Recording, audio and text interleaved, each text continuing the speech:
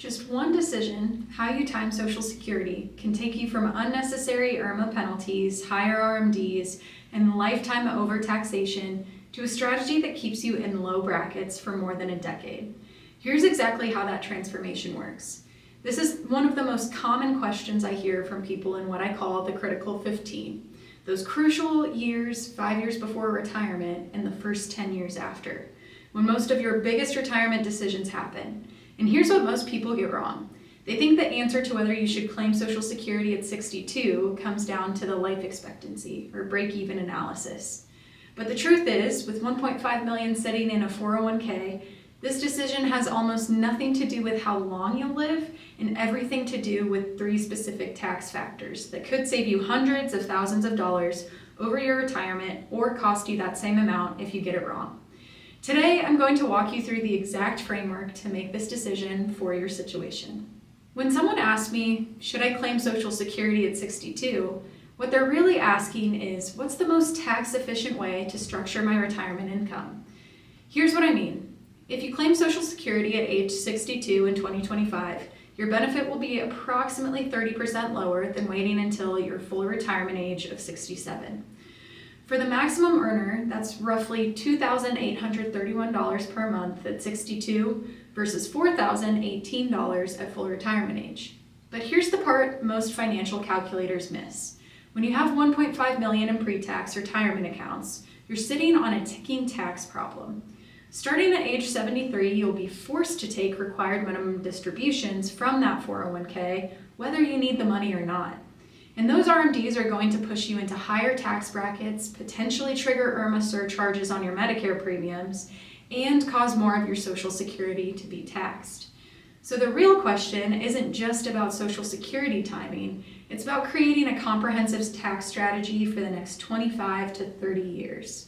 Factor 1, your tax picture between now and age 73.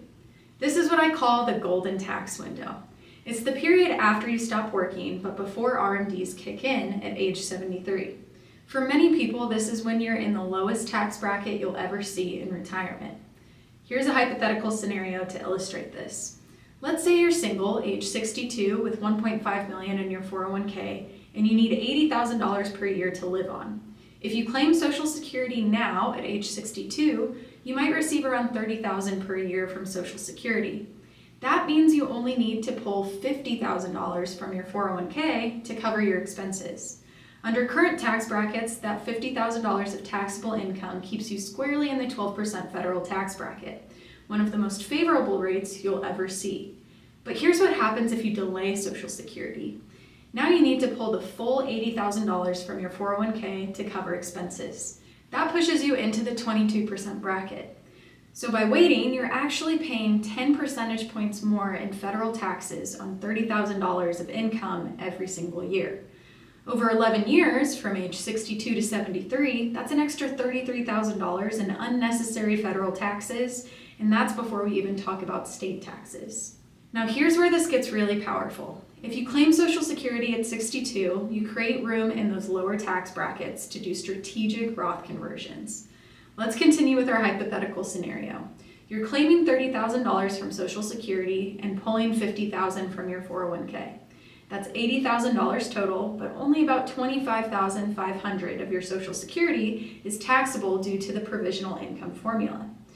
So your total taxable income is around $75,500, which means you're in the 22% bracket, but not by much. Here's the opportunity. What if instead of just taking $50,000 from your 401k, you took an additional $15,000 and converted it to a Roth IRA? You'd pay 22% tax on that $15,000 conversion, about $3,300, but by moving that money to a Roth now, you accomplish 3 critical things. First, that money grows tax-free forever. Second, it won't be subject to RMDs at age 73. And third, it won't push you into higher brackets to trigger Irma surcharges in your 70s and 80s when your RMDs are large. If you convert $15,000 per year for 11 years from age 62 to 73, that's $165,000 moved from traditional to Roth. Assuming modest 6% growth, that $165,000 could grow to $350,000 or more by age 85, completely tax-free. Factor 2, your income sources and spending needs from 62 to 72. The second factor to evaluate is whether you have other assets to bridge the gap or if you need to tap the 401k immediately. If you have substantial after-tax savings, let's say $200,000 in a taxable brokerage account, the calculus changes.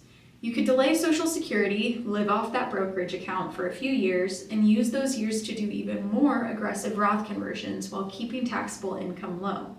In this scenario, you might pull $60,000 per year from your brokerage account to cover living expenses. Since much of that is return of principal or long-term capital gains taxed at preferential rates, your ordinary taxable income stays very low. This creates massive room to fill up the 12% and even 22% brackets with Roth conversions. But here's the key.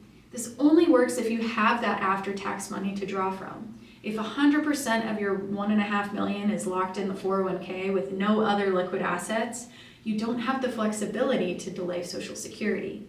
You need to turn on income somewhere, and claiming at 62 makes perfect sense. Factor 3, Irma planning and healthcare costs before Medicare. The third factor is Irma, the income-related monthly adjustment amount that increases your Medicare Part B and Part D premiums if your income exceeds certain thresholds.